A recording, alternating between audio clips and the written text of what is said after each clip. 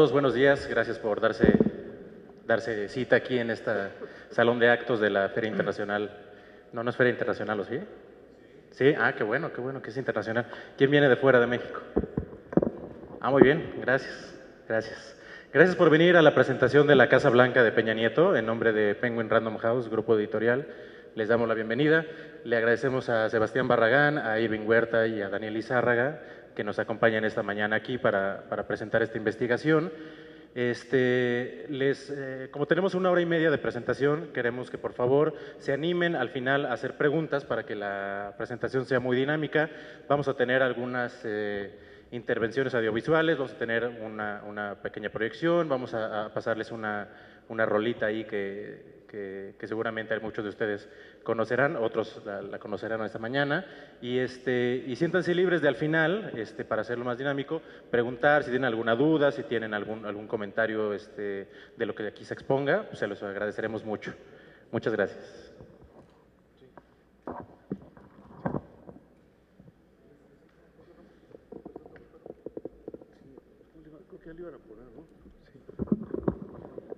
Hola, muy buenos días, bienvenidos a todos. Bueno, para empezar queremos abrir con una presentación de un periodista que aparte es muy buen amigo de nosotros, nos ha tratado muy bien, nos ha abierto los espacios en los medios de comunicación, en un medio de comunicación que es muy importante en Estados Unidos. Tenemos un video de Jorge Ramos que lo invitamos para venir, pero bueno, en el video voy a explicar por qué no pudo venir y vamos a ver si lo podemos ver. No saben cómo me encantaría poder estar con ustedes allá, pero desafortunadamente la campaña por la presidencia aquí en los Estados Unidos me tiene anclado. Pero sí quisiera darles unas palabras más que de aliento, quisiera darles unas palabras de agradecimiento por lo que ustedes allá en México están haciendo y que nosotros no hemos logrado hacer. Me parece sumamente importante que ustedes se hayan atrevido primero a hacer esta investigación sobre la Casa Blanca de Peña Nieto. Es una investigación que da directamente al problema de corrupción y que indica claramente que en México existe un problema de conflicto de intereses y un problema de corrupción que viene desde arriba hasta abajo. Es decir, si el propio presidente no está dispuesto a enfrentar los problemas de corrupción en su propia casa, ¿dónde vamos a comenzar? Cuando yo le cuento esta historia a varios corresponsales internacionales o en foros internacionales sobre lo que ha ocurrido en México con ustedes, pocos lo pueden creer. No pueden creer que sea posible que los periodistas que denunciaron conflicto de interés en México directamente a la presidencia perdieron su puesto y que las personas que fueron denunciadas precisamente en esa investigación periodística siguen exactamente donde se encuentran. ¿Cómo entender que cuando se habla con la verdad en México, cuando uno se arriesga en México como periodista, de pronto pierde su trabajo? Y eso es exactamente lo que les ha ocurrido a ustedes. Y otros periodistas mexicanos muy valientes han estado en situaciones mucho más difíciles e incluso, desafortunadamente, 80 de nuestros colegas periodistas en México han muerto en la última década. Sin embargo, yo quisiera terminar con esto. Me parece que primero es fundamental que ustedes sigan hablando, que no se callen, porque ustedes saben exactamente lo que está ocurriendo en México. Muchos millones de mexicanos, y lo sabemos por las redes sociales, saben exactamente lo que está ocurriendo en México. Pero al final de cuentas, lo que queda es la reputación. ¿A quién le van a creer en el tema de la Casa Blanca los mexicanos? ¿A ustedes o al gobierno? ¿A ustedes o a un funcionario del gobierno que depende directamente de la presidencia y que supuestamente investigó y que concluyó que no había pasado absolutamente nada? Alguna vez hablando con un expresidente mexicano me decía que se ha pasado varios años después de haber dejado el poder luchando por su reputación. Me parece que eso es exactamente lo que va a ocurrir con el presidente Peña Nieto. Pasará muchísimos años peleando por su reputación una vez que deje el poder, porque no hay nada más triste ni más solitario en México que un expresidente, y particularmente un expresidente a quien descubrieron haciendo trampa. Muchas felicidades por su libro y por favor no se callen porque nosotros aquí los estamos escuchando.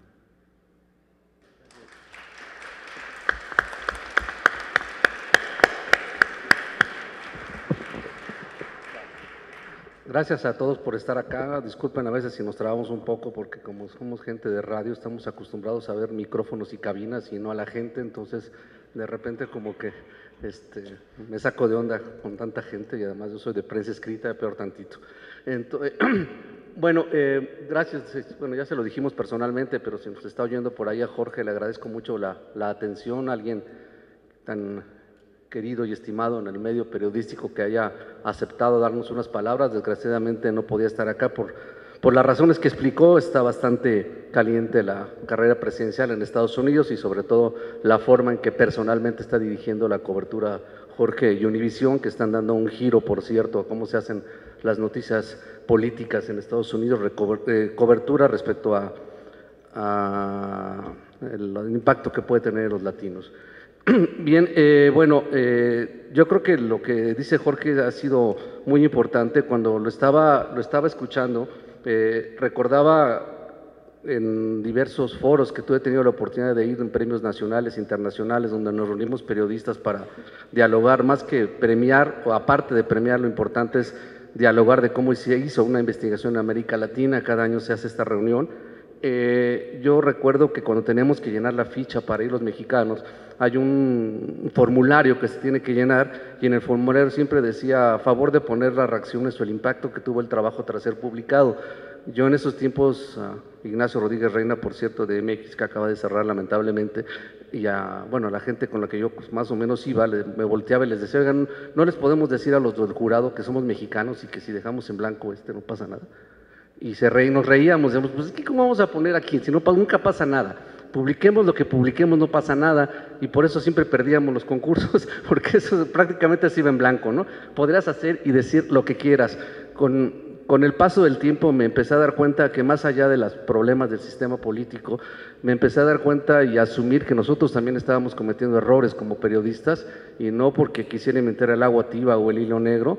Desgraciadamente o afortunadamente hay periodistas en Latinoamérica que están mucho más aventajados que nosotros. Hoy por hoy el periodismo brasileño yo creo que es el mejor periodismo de investigación que se hace no solo en América sino quizá en el mundo. Y bueno, pues ellos ponían mucha atención en cómo planear el reportaje para que tuviera mayor impacto. Y justo yo le aprendí la forma en que todos ustedes conocieron la Casa Blanca, se lo aprendí a los brasileños, que son pues para eso vamos a esos lugares, para todos aprender de todos. Y entonces pues esa difusión llegó a sus manos a pesar de la censura que tuvimos encima. Es decir, el asunto no era tirarnos en el piso y patalear y denunciar la censura, porque lo importante es que la gente se enterara de lo que nos estaba pasando, es decir, no a nosotros, sino lo que había pasado con el trabajo, dar a conocer la información por arriba de lo que nos estaba pasando a nosotros. Lo importante es que la gente se enterara. Yo tenía una amarga experiencia anterior en la revista del Universal, la anterior a MX, que también salimos de ahí por un acto de censura, en esa ocasión del presidente Vicente Fox. Como verán, a mí ya se me está haciendo costumbre eso. Y entonces ya donde me voy siempre pasa algo. Y entonces, pues en esta ocasión el chisme, digamos, de que nos censuraron un asunto de Vicente Fox que tenía en su cuenta privada más o menos como en aquel entonces como $2,5 millones que le había regalado el presidente Zedillo en su cuenta personal, pues el trabajo nunca salió, nunca se conoció, y lo que se hizo en el medio era un escándalo de que nos habían censurado y que nos iban a cerrar la revista. Y entonces la historia pues ahí se quedó, y cuando yo la publiqué en Proceso, tiempo después fui a Proceso, ya no tuvo el mismo impacto. Cuando lo pude sacar en mi anterior libro, La corrupción azul, tampoco tuvo el mismo impacto.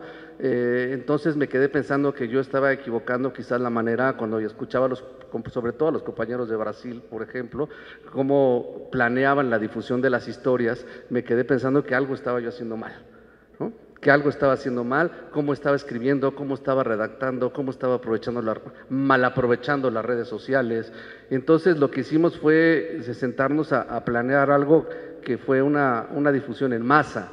Y esto es un poco las entretelas, algo que ustedes van a encontrar en el libro, y eso fue un poco, se nos ocurrió porque algunos buenos amigos, sobre todo corresponsales internacionales, nos decían que sobre todo la prensa de Estados Unidos, cuando tienen grandes investigaciones, tienen la costumbre, digamos, de escribir algo que le llaman la historia detrás de la historia, ¿no? Entonces los compañeros, sobre todo el New York Times, nos decían, ¿por qué no escribe la historia detrás de la historia? Y yo les decía, pues sí, pero ahora ¿en dónde, no?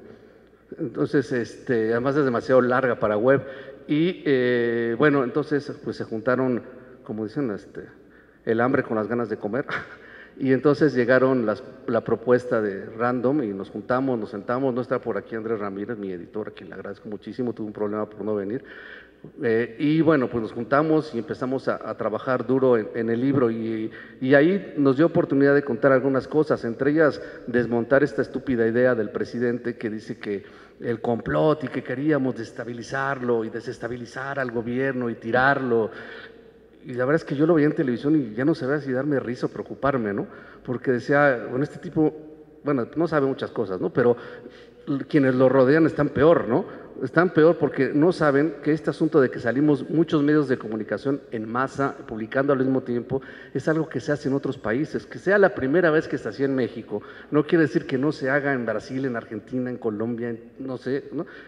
O esfuerzos acá del International Center for Journalists que se están haciendo desde Washington para que varios medios publiquemos historias al mismo tiempo, pues lo que hicimos fue subirnos a una corriente del periodismo internacional. No era un asunto de ir en aras de qué, de informar mejor a la ciudadanía, que de eso se trataba, que tengan información, y ese es justo el meollo del asunto, ¿no? Yo creo que lo que nosotros tratamos de hacer con el libro es informar de mejor manera el tema de la Casa Blanca. Nosotros no nos gusta hacer, no hacemos periodismo, no estamos de acuerdo con el periodismo ideológico, con el periodismo de trinchera, no escribimos para tirar a nadie ni para beneficiar a nadie, simplemente ponemos la información en manos de la gente y que la gente pueda tomar sus decisiones con base en lo que informamos. Ese es el papel fundamental. El problema fundamental es que muchos gobiernos como este y como muchos en América Latina, lo que no quieren tener es ciudadanos informados, porque es más difícil gobernar con ciudadanos informados que con ciudadanos desinformados. Es mucho más fácil, ¿no? Para que la gente pueda tomar sus decisiones. Ya lo que suceda una vez que sueltas la bomba, ya no te corresponde más que esperar a ver qué pasa. Entonces, bueno, ¿cómo nace esto? Ustedes pueden encontrar los detalles, incluso en la propia historia. El primer capítulo está dedicado a una versión corregida, ampliada y aumentada de la Casa Blanca, que tiene que ver con mucho más detalles que no podíamos poner por el formato web de Aristegui Noticias, muchos detalles de cómo encontramos a los proveedores, por ejemplo, los proveedores que hicieron la casa, los proveedores de la madera, los proveedores de la luz, los proveedores del arte. También detallamos mucho cómo es que este empresario que había pasado desapercibido para la opinión pública, incluso para los periodistas, Juan Armando Hinojosa Cantú, aparecía frecuentemente en actos públicos con Peña Nieto y estuvo con él, lo van a ver ahí cuando anunció que se iban a reactivar los trenes en México. Él fue uno de los invitados especiales, lo tenemos documentado porque por transparencia pedimos la lista de invitados y ahí estaba él. Y bueno, cuando tomó posesión como presidente, en muchos actos públicos, lo que pasa pues que era, entre comillas, un perfecto desconocido para la gran mayoría de la gente, ¿no? Entonces, ustedes pueden encontrar todos esos detalles, detalles de cómo tratamos de cruzar la información hasta 3 o 4 veces con diferentes fuentes, cómo incluso hasta nos apoyamos en alguien que sabe, un especialista en madera, para poder confirmar la huella de la madera de los muebles, de las fotos, para poder confirmar que era la misma madera, tanto en las páginas web como en la revista Hola. Eso es un amigo de Rafa, bueno, pareja de Rafa, y él pudo hacer eso como experto en bosques, me parece, ¿no?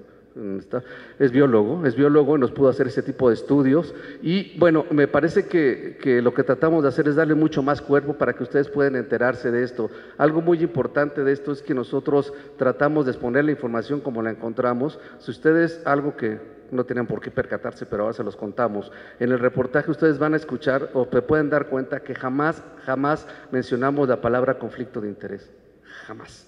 Nunca hacemos una acusación de ese tamaño. ¿Sabíamos que existía? Sí, pero nos pusimos un reto, como nos han enseñado o hemos aprendido de periodismo peruano, que por acá anda, nos dejo público, Nelly, bueno, de Etiqueta Negra, de Julio Villanueva, que alguna vez me dijo, no me digas que hay corrupción, descríbela. Como en los poemas, no me hagas sentir que llueve, no me digas, perdón, no pongas que está lloviendo, a sentir que llueve. Entonces, trabaja un texto para que me indignes.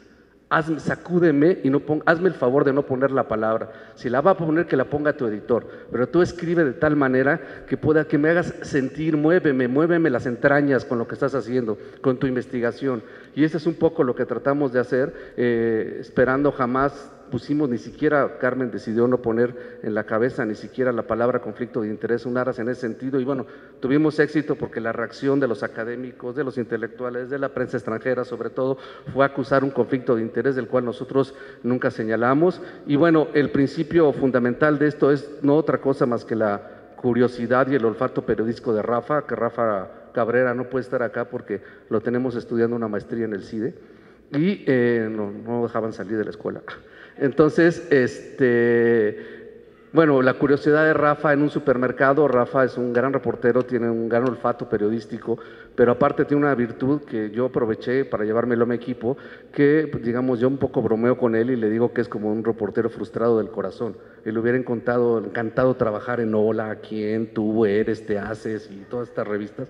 Entonces lo mismo encuentran un libro de Elena Garro, de no sé, que es su autora favorita, que Hola en su mochila, ¿no? Entonces, pues él evidentemente tenía muy identificadas todas las entrevistas de Angélica Rivera, y en un supermercado, ahora ya sabemos por el libro, pueden ver que fue en la comercial en el sur de la ciudad, en San Jerónimo, por donde vive, donde pues estaba esperando pagar y vio colgada la revista, y en lo que le cobran, pues fue, la hojeó y empezó a ver las revistas, y como él tenía el contexto de todas las entrevistas, dijo, ¿y esta casa?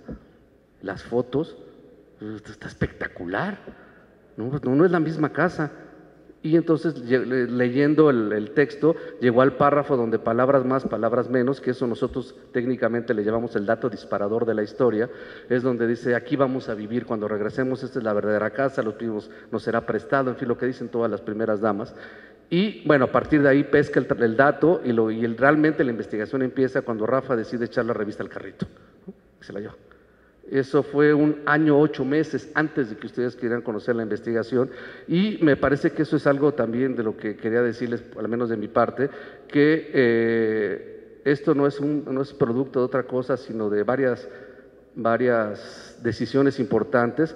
La primera tomada por Carmen, que tampoco pudo estar acá, Carmen Aristegui, quien decidió apostarle desde la radio al periodismo de investigación de largo aliento en este país, un periodismo de largo aliento que cada vez tenemos menos espacios. El cierre de MX es una gran noticia muy terrible para todos, más allá de filias y fobias en el medio. Me parece que también se cierra Domingo del Universal, y bueno, creo que vienen otras que no me atrevo a decir cuáles todavía, pero bueno, todos sabemos los grandes problemas que tiene la jornada, y me parece que esto es muy grave lo que está pasando, porque no nos permite desarrollar las entrañas. ¿Y qué quiero decir con esto? Lo que tratamos de hacer en medida de nuestras posibilidades, que nos dedicamos a este tipo de periodismo, más que acusar y señalar, es desmontar a un sistema, enseñar las entrañas de un sistema, y para eso requieres 2 características que el maestro Gerardo Reyes de Colombia lo describe muy bien, que es tiempo y profundidad. Tiempo y profundidad. Entonces, creo que Carmen me entendió muy bien después de 2 años trabajar con ella por dónde iba mi asunto, y pues movió los hilos en la estación de radio que trabajábamos, no puedo decir cuál porque luego me demandan, para decir que hiciéramos una unidad de investigaciones. No fue nada fácil. Hacer una unidad de investigación es muy complicado, y hacerla para radio era peor todavía, porque en toda América Latina y en el mundo no encontré una sola de investigación periodística en radio. Encontré algunos buenos ejemplos como la Deutsche Welle de Alemania, o por ahí el gran trabajo que están haciendo en Radio Ambulante, por ejemplo, ¿no? Radio Ambulante, y bueno, pues hacían otro tipo de cosas, pero me sirvieron de piso. Y lo que yo tenía perfectamente claro con mi experiencia es que este tipo de cosas solamente lo pueden hacer equipos de reporteros, no lo puede hacer uno solo. Rafa al principio empezó a trabajar solo la historia, y llegó un momento en que el tema lo empezó a rebasar, porque es tanta información, que como a cualquier ser humano, al mejor reportero se le va la historia. Actualmente ustedes se van a dar cuenta que los grandes reportajes que pueden ver en todos los medios de comunicación del mundo no los hace un reportero. Ya se acabaron desde hace años los tiempos del lobo solitario que hacía el gran descubrimiento, y no, yo creo que a partir de Watergate empezaron a cambiar muchísimo las cosas, y entonces empezó a hacerse la tendencia de crear equipos de periodistas, y desde entonces pues yo me di a la tarea de hacer un equipo de periodistas, y algunos mucho más jóvenes que yo, que están aquí a mi izquierda, que lo que traté de hacer es juntar gente que tuviera talentos distintos a los míos, o que al menos supiera hacer cosas que yo no sé hacer, que yo cuando estudié todavía había máquinas de escribir, entonces ahí algunas cosas de programas de cómputo que no se me dan, pero aquí a estos jóvenes para eso los mandamos al CIDE, que hicieran una maestría para que aprendieran a hacerlo. Y, en fin, tuve la suerte de encontrar, no está Rafa, ya hablé bien de él, pero de Rafa, de Irving y de Sebastián, que son jóvenes reporteros muy talentosos, y a mí algo que me inquieta mucho es el golpe de mando, el poder, un poco lo que decía Jorge, de cuando alguien hace algo de este tamaño, dar un golpe en la mesa y decir, si tú sigues haciendo esto, mira lo que te puede pasar, ¿no? Y eso me asusta mucho más por los jóvenes, como dicen por ahí, pues uno como quiera que sea, ¿no? Pero los niños, entonces me preocupa mucho por las nuevas generaciones, porque por el mismo tiempo a mí se me han acercado muchos jóvenes en los talleres que hoy interesados en hacer este tipo de periodismo, me parece una gran noticia eso, pero también de repente les asusta, ¿no? Y dicen, híjole, ¿y luego? ¿No? Entonces, bueno, la verdad es que creo que lo dijo muy bien Jorge, se necesita, ¿no? Y la verdad es que quien tenemos vocación para esto, pues no te queda de otra, además, porque a estas alturas, pues ya me he vuelto medio inútil y no sé hacer otra cosa. Pero también es algo que te nace, que lo tienes en la sangre, que de alguna manera en algún momento de tu vida te revienta entre las manos, y bueno, ustedes van a poder encontrar todos estos detalles de cómo la vocación es lo que nos mueve a hacer esto, no hay ningún interés político, partidista, insisto, de este sentido, para que ustedes puedan tomar mejores decisiones para este país, y bueno, van a encontrar otro tipo de temas que creo que son muy interesantes, muchas cosas que ya no pudimos publicar porque nos corrieron de la estación, estábamos por publicar varios reportajes y desgraciadamente ya no pudimos hacerlo porque, bueno, pues ustedes saben que las condiciones no eran las mejores y, bueno, pues finalmente salimos, pero estamos trabajando como colaboradores de la página hasta donde el cuerpo aguante y la necesidad nos lo permita. Y bueno, pues voy a pasarle el micrófono a Irving porque ya se me está alargando demasiado esto para mí, si no me lo quitan es peor.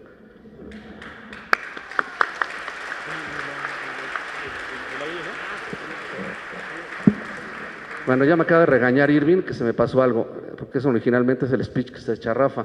Una de las cosas que nosotros hemos tratado de guardar es protegernos mucho para que no nos desmienta, ¿no? Y bueno, algo muy importante para nosotros fue que por ahí siempre han dicho que cometimos errores incluso de procedimiento éticos y demás, porque, o sea, ¿cómo sabes que lo censuraron? ¿Qué pruebas tienen de que los Pinos sabían que estaban haciendo el trabajo? Bueno, nosotros en el libro describimos un audio que ahorita voy a poner a continuación, que es una plática que tuvo Rafael Cabrera con el director de prensa del DIF, Luis Torres Tello, cuando le dice que le está pidiendo una versión de la primera dama sobre la casa antes de que lo publiquemos, y la reacción del jefe de prensa de Angélica Rivera es: sí, yo aviso a los Pinos. Entonces, bueno, no estoy inventando nada, yo como además estoy acostumbrado a documentar y no a filtrar, pues aquí les pongo el audio.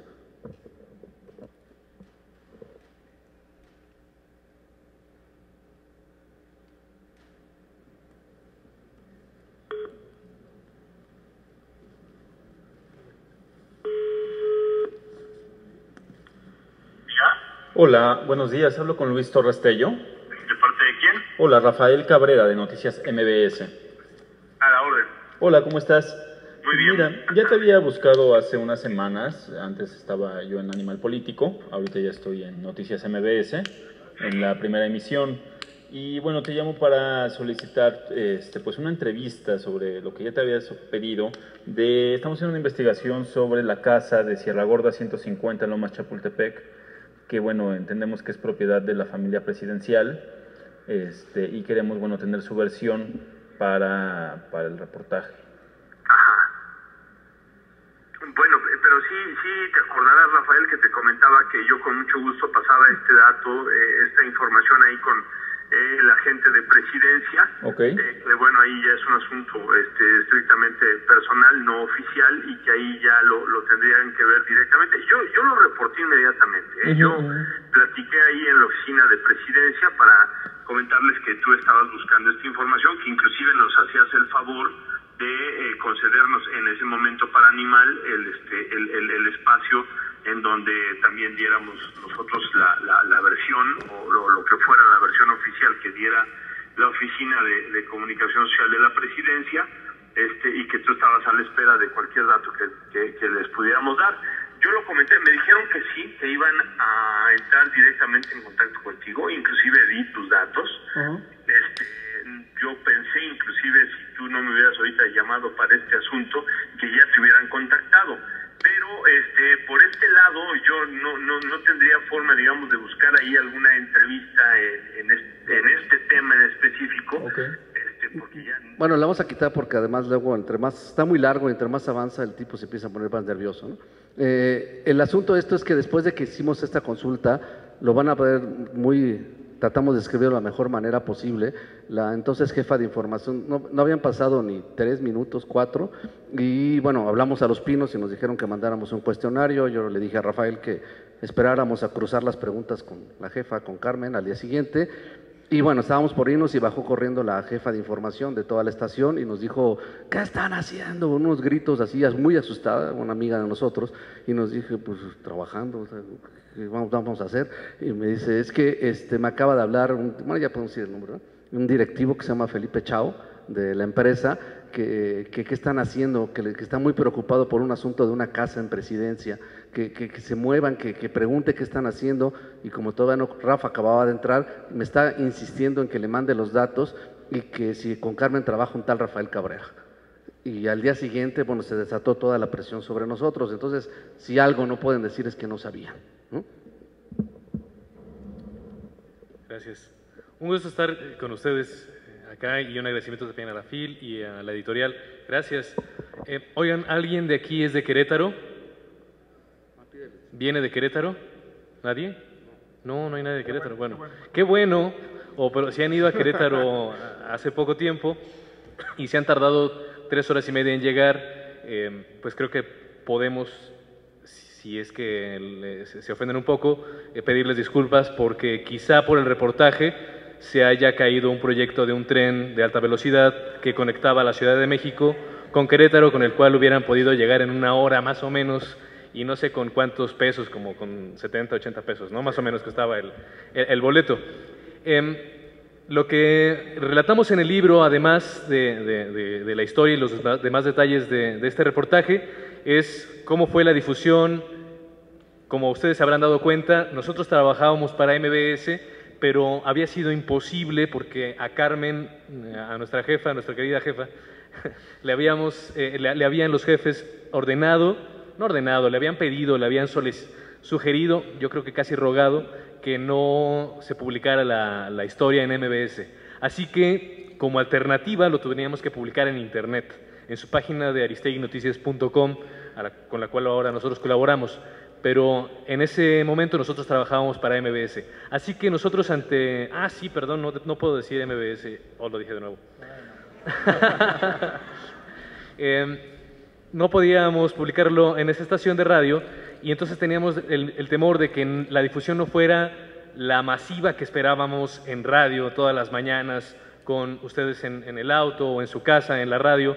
Así que pues la planeación que a Daniel se le ocurrió era un esquema en el que compartíamos la información con otros reporteros de México y reporteros internacionales, del New York Times, del Financial Times, un buen buffet de reporteros, 12 reporteros que nos acompañaron y les compartimos esta historia para que saliera en Internet, antes de que saliera en Internet, e iba a salir con un video que al final nos salió de 15 minutos. Nosotros planeábamos que fuera alrededor de 6, 7, porque quizá no iba a ser como digerible un video tan largo, pero al final de cuentas este video fue muy exitoso. Ahora, la última vez que revisamos, llevaba algo así como 6 millones de vistas, lo cual es gratificante y creo que fue bueno, aunque ustedes van a ser de los privilegiados que van a ver este video, que no está arriba, no está en Internet, no es público. Este video fue el que vieron los corresponsales un jueves 6 de noviembre del 2014, que se los mostramos, e iba a salir este primer video, aún con el proyecto, el cual les decía, del Tren México-Querétaro, todavía encarrilado, todavía no descarrilado.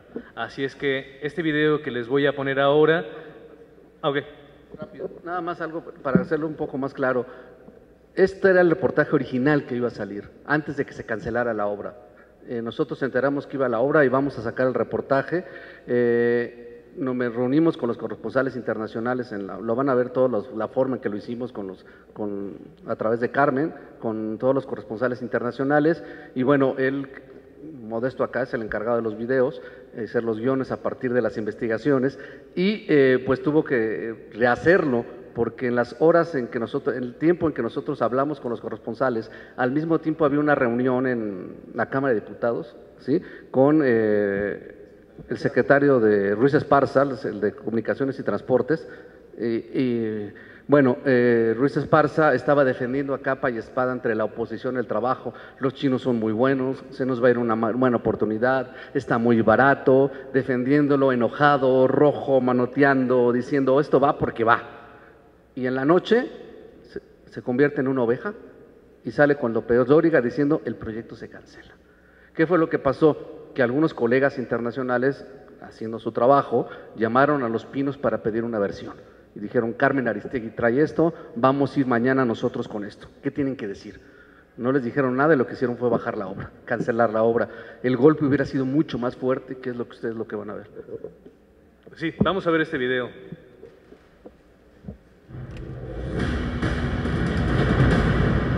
Investigaciones especiales, Aristegui Noticias. La Casa Blanca de Enrique Peña Nieto.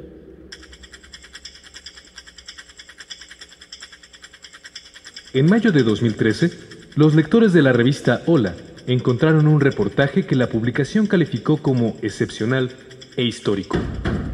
Al recorrer sus páginas, observaron fotografías de una lujosa y moderna residencia ubicada en Lomas de Chapultepec, una de las zonas más exclusivas de la Ciudad de México, que acompañaban una entrevista con la actriz Angélica Rivera, esposa del presidente Enrique Peña Nieto.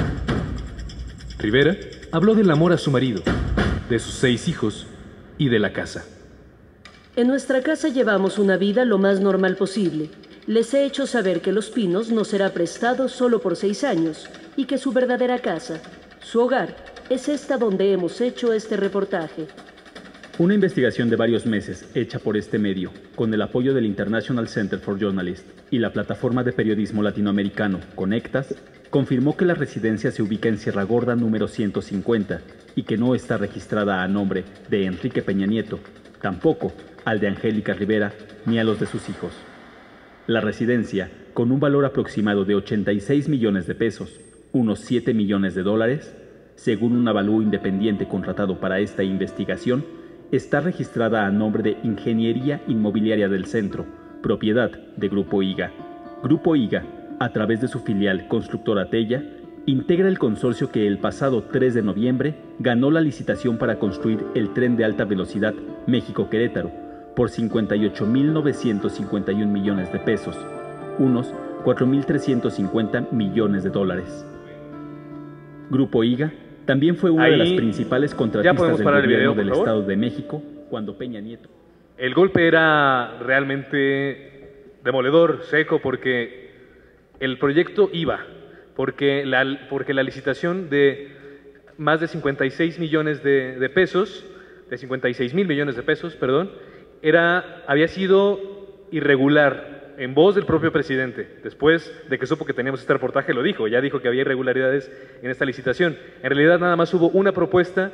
Nosotros, ya sabiendo quién era el dueño de la casa, habíamos seguido muy de cerca esta licitación, sabíamos que había sido un solo consorcio el que había presentado una propuesta, y ese consorcio lo integraban los chinos, un familiar político del expresidente Carlos Salinas de Gortari y la constructora Tella, aquella que había construido la casa. Así es que este video, que fue mostrado a los corresponsales, horas después tuvo algún efecto que no sabemos exactamente cuál en Los Pinos, sí sabemos cuál, pues, ¿no?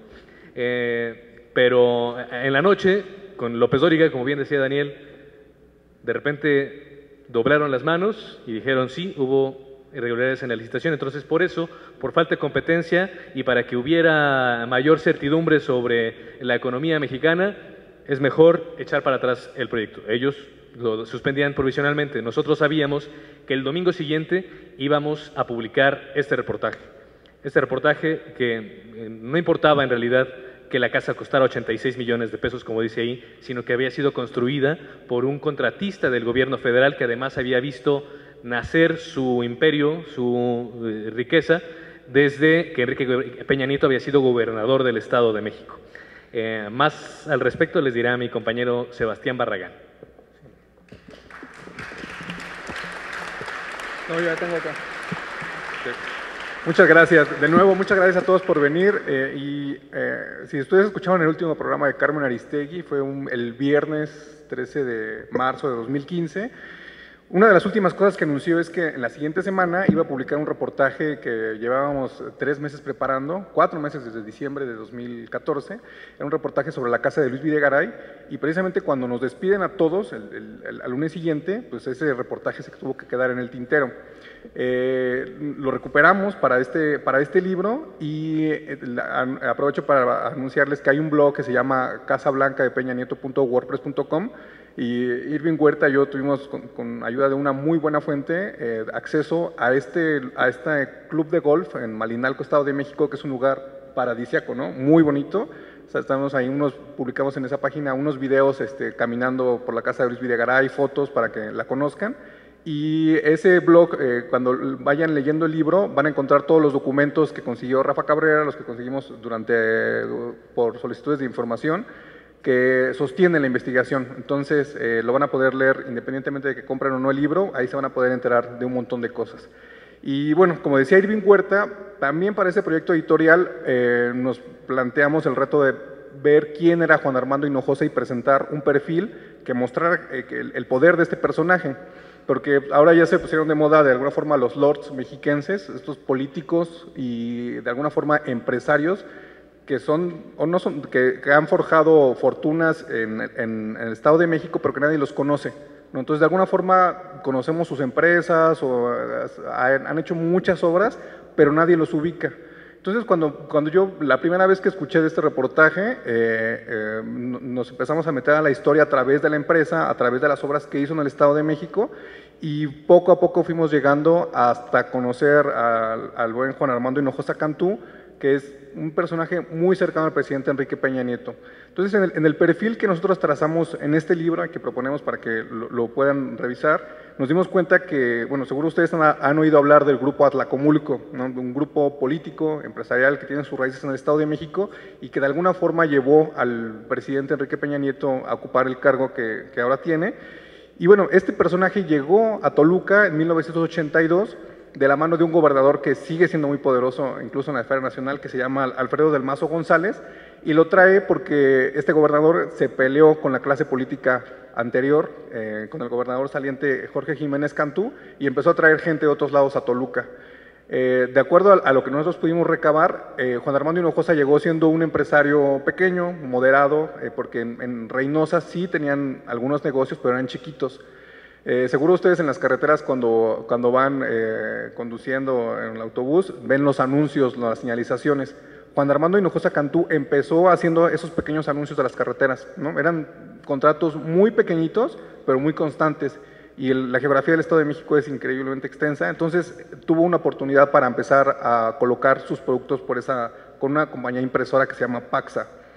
Detectamos que el negocio explotó, el negocio de Juan Armando Hinojosa explotó cuando llegó Arturo Montiel Rojas a la gubernatura del Estado de México en 1999. Seguramente también han oído hablar de este personaje, que entre otras cosas destaca porque libró todas las acusaciones de corrupción.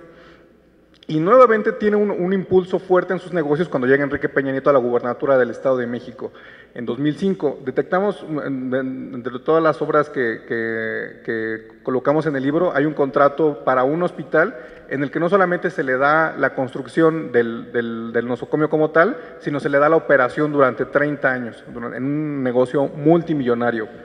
Y bueno, durante la campaña presidencial, aparte le dio el servicio de helicópteros y de aviones al presidente Enrique Peña Nieto. Entonces creo que este perfil puede ayudarnos a ilustrar un poco este proceso que ahora estamos viendo, el de los lords mexiquenses, esos políticos y empresarios que de alguna forma no respetan reglas o creen que las reglas no les sirven a ellos, y que está llevando un proceso de descomposición en la clase política y económica, me parece muy grave. Y bueno, aprovecho para decir que yo soy de Toluca, y esos empresarios... ¿Eso es mea culpa? Sí. Ahora ya dicen que todos los empresarios y políticos que vienen de Toluca actúan de forma corrupta. Yo hace unas semanas me gustaba decir que ellos no representaban a la gente que es de Toluca y no me gustaba que se ligara a esa clase política con Toluca. Pero últimamente creo que la ciudad ha estado viviendo un proceso de descomposición tal, hay mucha violencia, mucha corrupción, que creo que sí es necesario que veamos en estos políticos y empresarios y que nos demos cuenta que ellos llevan mucho tiempo haciendo eso en el Estado de México, en Toluca, y que nadie les ha dicho nada. Entonces, ojalá puedan echarle un vistazo a ese capítulo, nos compartan sus comentarios en las redes sociales y que debatamos, ¿no?, sobre cuál es la transparencia que deben tener estos personajes. Muchas gracias.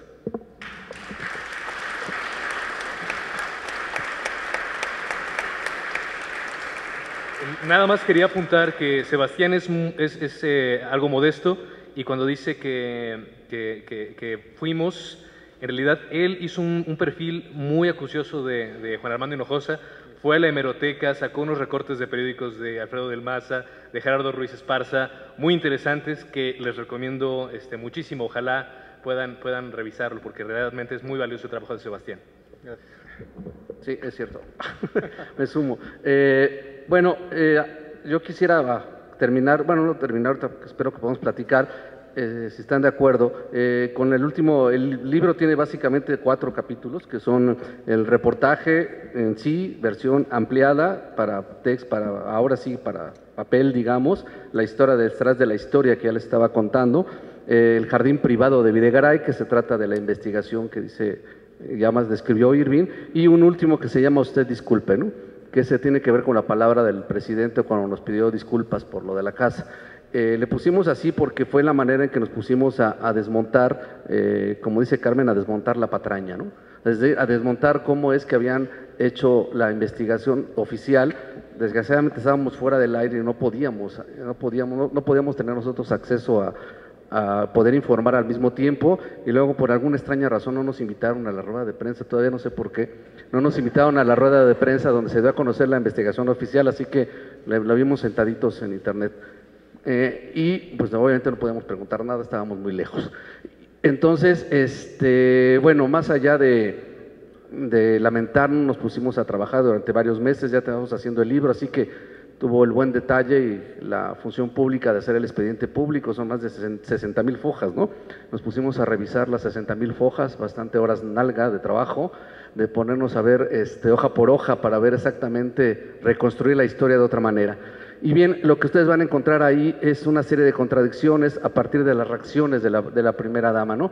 A esto yo quisiera ser un poco menos solemne, estaba pensando, una de las principales reacciones fue cuando la señora Angélica Rivera nos enseñó a regañar en televisión por ser malos mexicanos y pensar mal de ella. Entonces la reacción fue todavía muchísimo más virulenta. Y bueno, yo le agradezco enormemente a todos los compañeros de algunos medios el gran apoyo que nos dieron. Desgraciadamente hay uno de ellos que me hubiera encantado que estuviera aquí, que es Fernando Rivera Calderón, que es un buen amigo mío, y que bueno, se puso a hacer canciones como Loco, que además es lo que le gusta hacer. Entonces, un poco para que vean el asunto de las reacciones, puedan correr el video un poco y sobre eso bordo por qué tiene razón algunas cosas de las que dice Fernando.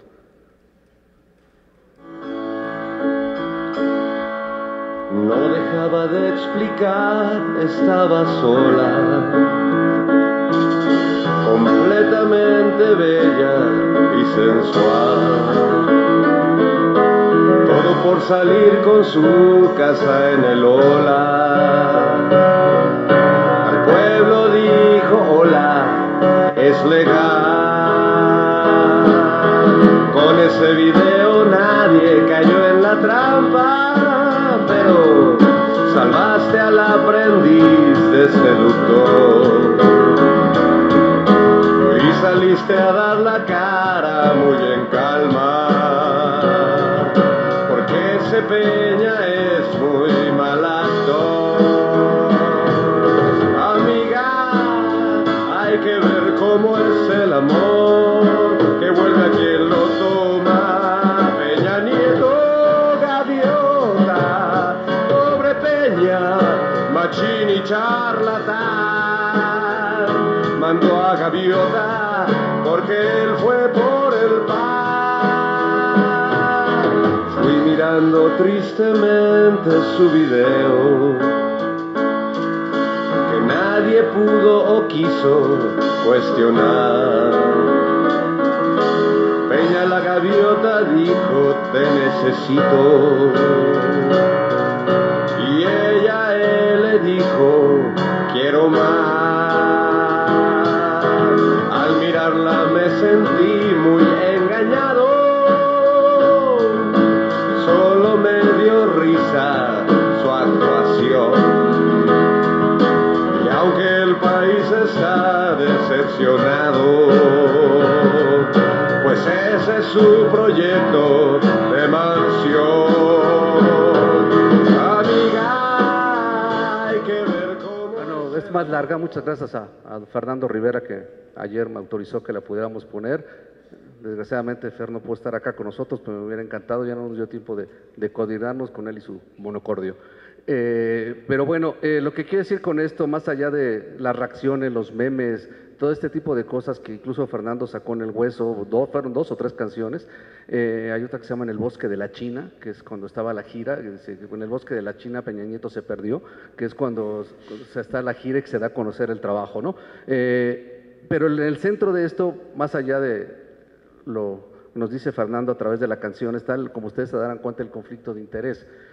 Ustedes podrán ver en el libro cómo está absolutamente montado la respuesta de la propia Angélica, tanto en el video como en los documentos que aportó a la función pública, fundamentalmente porque hay documentos que ella misma se contradice, ¿no?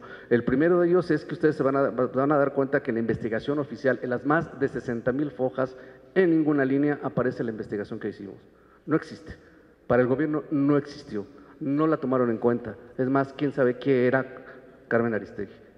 No sabemos, ¿sí? ¿Qué quiero decir? Más allá de un asunto de ego y de enojarme y de pegar en la mesa y cómo es posible, esto tiene una razón legal, tiene una razón jurídica que ustedes pueden encontrar desmontada en el libro, ¿no? ¿Qué quiero decir con esto? ¿Por qué no podían tomar en cuenta el reportaje? ¿Por qué se iban a meter en un problema de desmontar algo que no podían? Fundamentalmente, ¿qué? Que el conflicto de intereses nace cuando Peña Nieto es gobernador, se concreta cuando es presidente electo en la campaña y se refuerza cuando él es presidente de la República. ¿Qué es lo que sucede? Que toman la investigación solo a partir de cuando Peña Nieto es presidente de la República. Entonces quiere decir, no, pues ¿cuál conflicto de intereses? ¿Cuál? No hay nada, no hay nada, ¿sí? Entonces, ¿cómo podían desmontar todo el arreglo que venía desde el Estado de México? La casa formalmente se las entregaron de acuerdo a los registros públicos cuando él era presidente electo, ni siquiera había tomado posesión. Es decir, entonces, pues, ¿cómo le van a aprobar el conflicto de intereses? Era imposible. Lo mismo sucede con Videgaray. El problema con Videgaray y la casa, que también es del mismo grupo empresarial, no es con el secretario de Hacienda, y lo pueden ver en el trabajo. El secretario de Hacienda sale a decir, es que yo no tengo un solo contrato con ellos. Es que el problema no es contigo, es con el jefe de la campaña de Peña Nieto. La casa que a ti te dieron la dieron cuando eras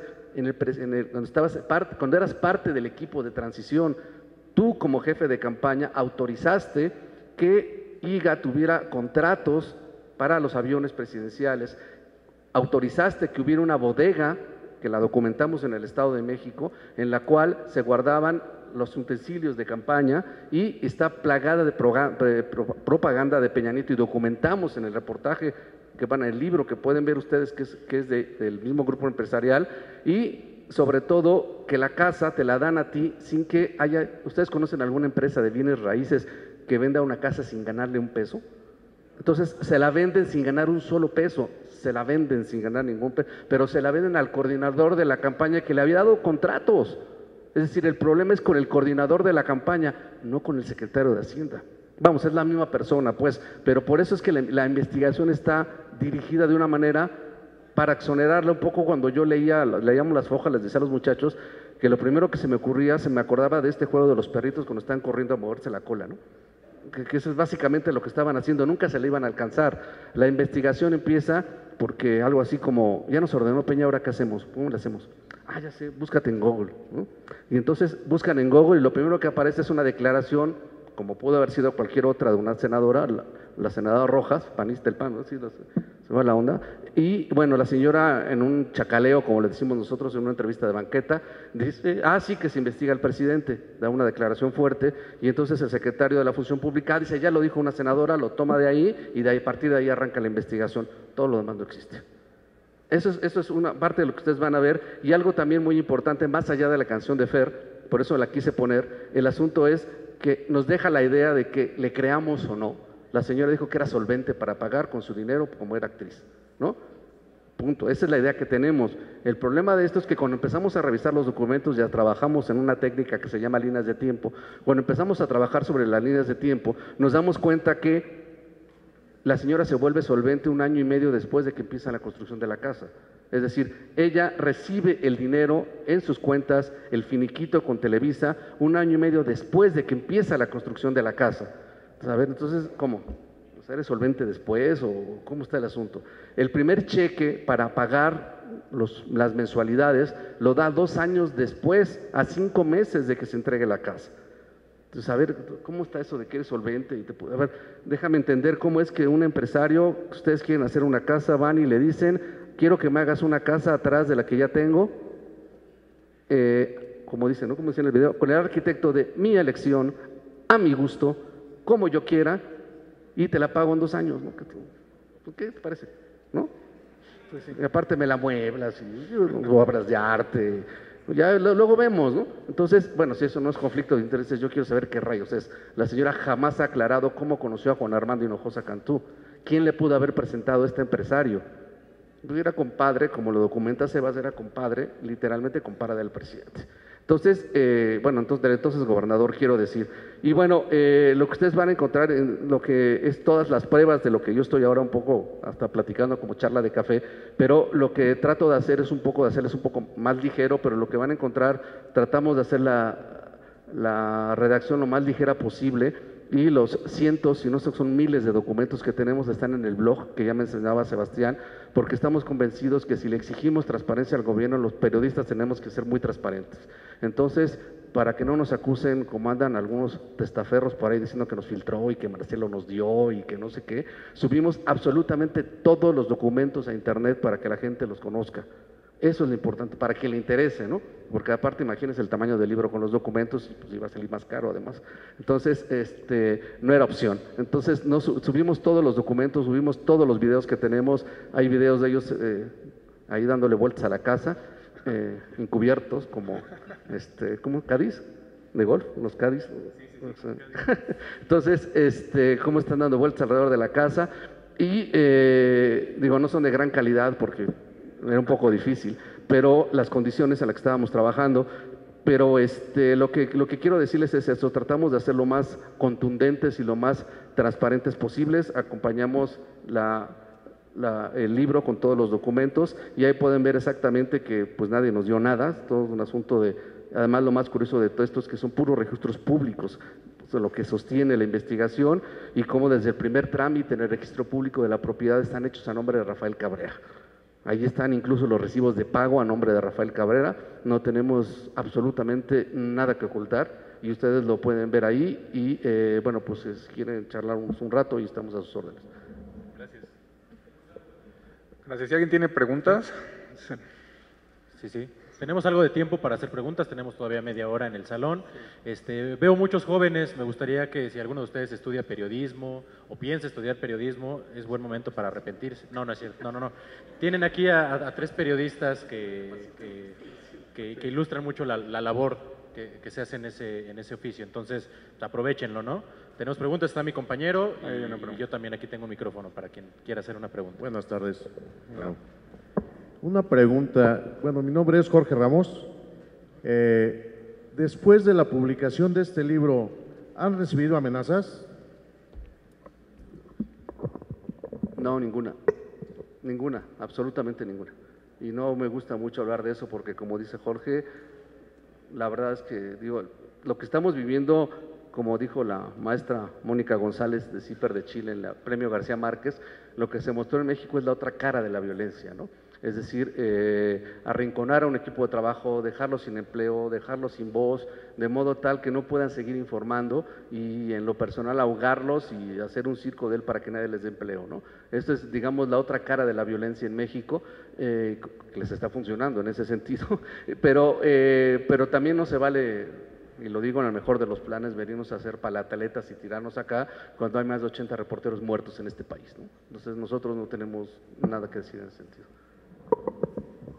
Buen día, mi nombre es Roberto González. ¿Qué consejo le pueden dar a los jóvenes?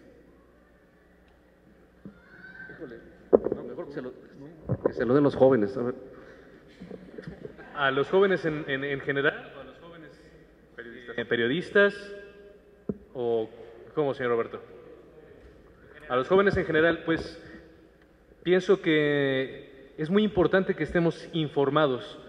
Nosotros, si bien ese es nuestro trabajo, informarles a ustedes, informar a la ciudadanía, creemos que es un servicio el periodismo y que tener un noticiario o armar un periódico o una revista es algo que nos apasiona, pero también es un servicio a la sociedad. Pero creo que la sociedad mexicana, los jóvenes, un contador, un abogado, la persona que puede estar vendiendo alimentos en su propio negocio, es muy importante que sepa cómo funciona este país, que sepa cuáles son las leyes que le rigen, que sepa a qué autoridad puede acudir si es que se violan sus derechos. Es muy importante que ustedes estén informados y que juntos, que la sociedad civil organizada, que nos organizamos como sociedad civil, para demandar mejores reglas, un juego mucho más justo en la economía, para que todos podamos acceder a la justicia. Eso es muy importante. Creo que en la medida en que estemos informados, esta organización puede ser mucho más activa, puede ser mucho mejor y podemos demandar mejores cosas, podemos demandar una mejor educación, podemos demandar mejores trabajos, podemos demandar mejores viviendas, un mejor transporte. Eso es muy importante y pienso que los jóvenes tenemos un gran empuje desde ya, no es una cosa del futuro. Quizá algunos de los que están aquí ya formaron parte de algunas cosas, no sé, lo que se me viene a la mente es el movimiento Yo Soy 132, que tuvo un real empuje, una real organización que demandó cosas muy específicas y que creo que ese tipo de organización ya en los hechos puede ser muy importante. Buenas tardes, soy Karen Antúnez y bueno, ustedes mencionaban la dificultad que presentan al ser censurados. ¿Cómo es que deciden hacerlo libro? Es que pues como periodista su gran reto es la censura, porque ya al tener una buena noticia no se les es permitido publicarla. ¿Cómo es que llegan a hacer el libro? ¿No tienen dificultades para conseguir editorial? Híjole, a lo mejor me voy muy palero, pero con Random House no. Esa es la respuesta. Y no es para mí, es para todos los reporteros. Si tú te fijas, la mayor parte de los libros de investigación que se hacen en este país están editados por Random House. Y entonces aquí quien se lleva el aplauso, pues es Random House, no nosotros. Y mira, sobre el tema de la censura, es muy complicado. El asunto era, como les decía, cómo librar la censura. O sea, aparte de padecerla, cómo librarla. Ustedes escuchan en el video que hablamos del International Center for Journalists y Conectas. Son dos, bueno, Conectas es la versión latinoamericana del International Center for Journalists, donde están haciendo grandes esfuerzos de los reporteros en todo el mundo por tratar de ser mejores. Es una organización de periodistas y para periodistas, que lo que hicimos fue, bueno, estábamos hablando con ellos, en concordancia con ellos, y ellos se encargaron de distribuir el reportaje por todo el mundo. Entonces, más allá de lo que los corresponsales con nosotros hablamos, y había una hora deadline, que eran las 6 de la mañana, hora de México, para que todos lo publicáramos al mismo tiempo. Por eso la ola fue tan expansiva, ¿no? Pero este es un asunto de los periodistas. Y el asunto de la censura, insisto, había que buscar cómo librarla, ¿no? Nosotros pensamos ilusamente, es decir, imagínate que el dueño de la empresa, con una sonrisa en los labios, viene y te dice: te pido por favor, Carmen, de la manera más atenta, que no lo publiques porque vas a afectar nuestros intereses empresariales. O sea, no es un golpe en la mesa, no llegaron y le gritaron. Es diferente el asunto, ¿no? Pero al fin y al cabo era censura. Nosotros no podíamos aceptarla. De todos modos se llama censura. Yo creo que aquí me das pie para decir algo que es muy importante, que es la valentía de Carmen. ¿Por qué la valentía? Porque cualquier otro rockstar del periodismo, porque la jefa es una rockstar, no le gusta que le diga así, pero es una rockstar, o sea, me refiero a que todo el mundo la conoce, toman fotos, etcétera, se ha ganado a pulso su nombre durante muchos años de trabajo, y hay muchos otros que también los tienen, que tienen sus espacios de radio. Yo quisiera saber quién de los rockstars de la radio o de la televisión se van a atrever a que les caiga el gobierno encima, que les caiga la empresa encima por un reportaje.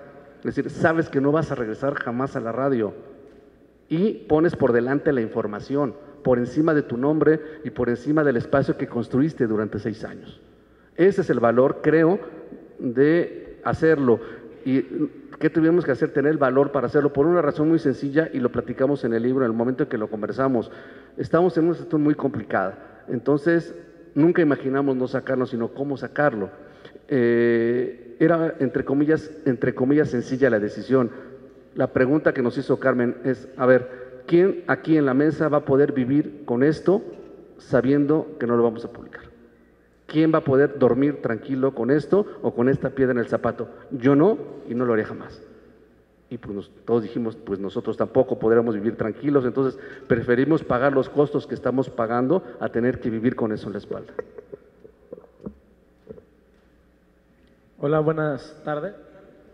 Mi nombre es José Armando Leiva Pichardo y hace tiempo fue un escritor, no sé si lo conozcan, se llama Wilber Torres, que también hizo la presentación sobre Carmen Aristegui en la Prepa 4, allá por Tacubaya, en la que yo estoy. Yo estuve en esa presentación del libro. Ustedes hablan sobre de las casas de Enrique Peña Nieto y la casa de Angélica Rivera, que es solvente. Yo tengo una pregunta y siempre bueno, ustedes dicen que, bueno, en los libros dicen que México no está bien por lo mismo de la corrupción, el narcotráfico y todo eso.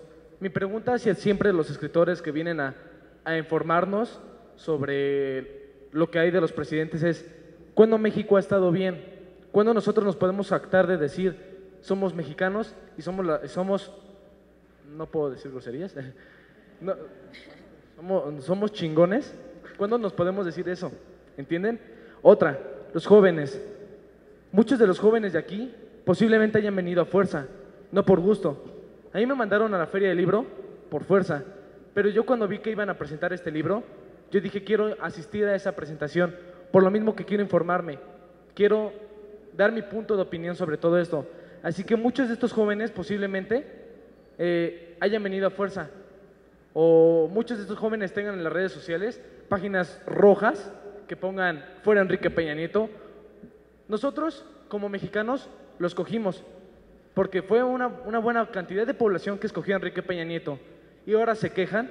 Mejor hay que aguantarnos y para el siguiente sexenio no escoger al PRI, escoger a alguien más, pero por lo mientras hay que aguantarnos porque fue nuestra elección y ahora son las consecuencias que tenemos que pagar. Gracias. Yo sí. Pues yo felicito ¿cómo se llama usted? ¿Cómo se llama usted? José Armando. Lo felicito mucho por querer estar informado y le agradezco un montón por haber querido venir, porque supongo que esta conferencia no era a la fuerza, como usted dice, sino que vino por su propio pie. Le agradezco un montón por eso, por querer estar con nosotros y compartir. Supongo que la democracia también es eso, aguantar quién fue el que salió elegido. Lo hemos aguantado muchas veces y así es el juego de democracia, el peligro de democracia. Eso ocurre, por ejemplo, en Cuernavaca, donde tienen a Cuauhtémoc Blanco como alcalde, ¿no es cierto? Y ahora va a jugar con el América. Pero también es cierto que los ciudadanos, y la misma Constitución lo dice, de nosotros emana la legitimidad del poder y está también en nosotros la vigilancia de ello. Tenemos instituciones que a los gobernantes los vigilan. Hay otros países en los que los gobernantes pueden ser depuestos, pueden ser investigados judicialmente, como es el caso de Guatemala, donde el presidente fue depuesto, como Argentina, donde hay varios presidentes investigados. En Estados Unidos, por ejemplo, el presidente Nixon, después de una investigación periodística, también tuvo que resignar, perdón, estoy empezando en inglés, tuvo que renunciar porque se había documentado que había casos de corrupción en su campaña política. Así, y eso lo permiten las leyes. Pienso que, como lo dice Carmen también, si no luchamos porque la corrupción sea combatida en este país, no vamos nunca a decir que somos chingones, ¿sí? Y por otro lado, si no la empezamos a barrer de arriba para abajo, es decir, desde el máximo funcionario público de este país, que no es un rey, no es un monarca, es un funcionario público que está sujeto a leyes y al escrutinio público, pues tampoco, si no lo barremos desde arriba, jamás podremos tener una policía confiable, un juez justo, un maestro que enseñe bien, un futbolista que solamente se dedica a hacer fútbol. Y bueno, eso. Y desde parte del periodismo, creo que, retomo lo que siempre dice Sebastián, es la naturaleza del periodista ser crítico y ser incómodo. No porque tengamos el afán de que le pase a Peña lo de Nixon, sino porque somos una parte de la democracia importante para que la ciudadanía pueda tomar sus propias decisiones.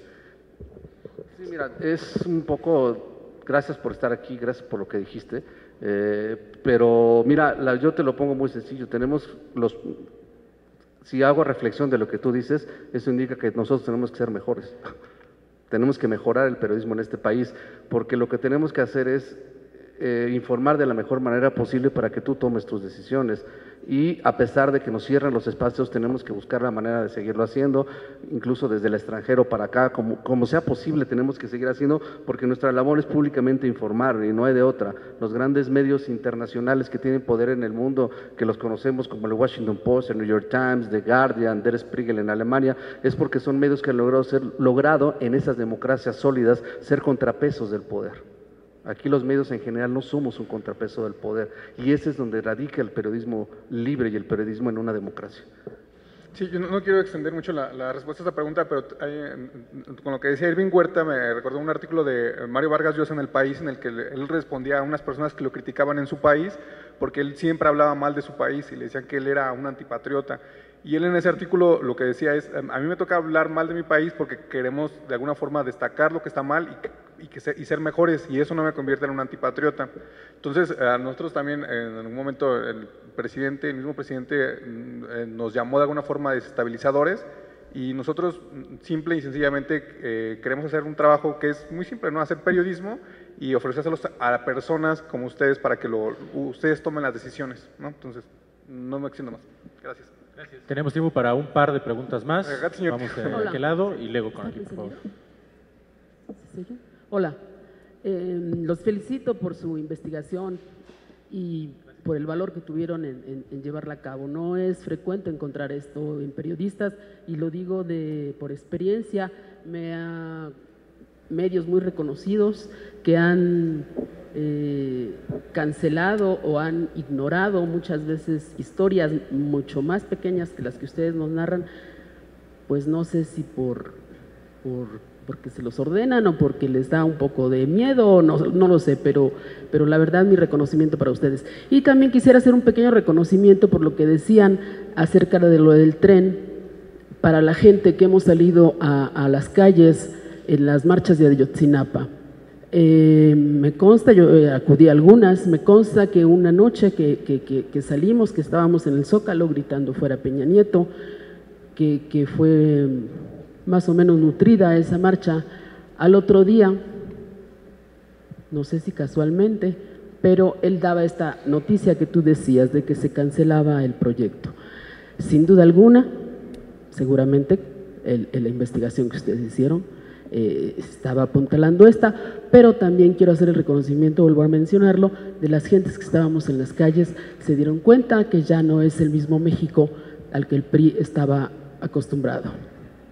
Es nada más este reconocimiento. Y no sé si se pueda decirle un poquito al muchacho que dice, hay que aguantarnos, ni madres. Por supuesto que no.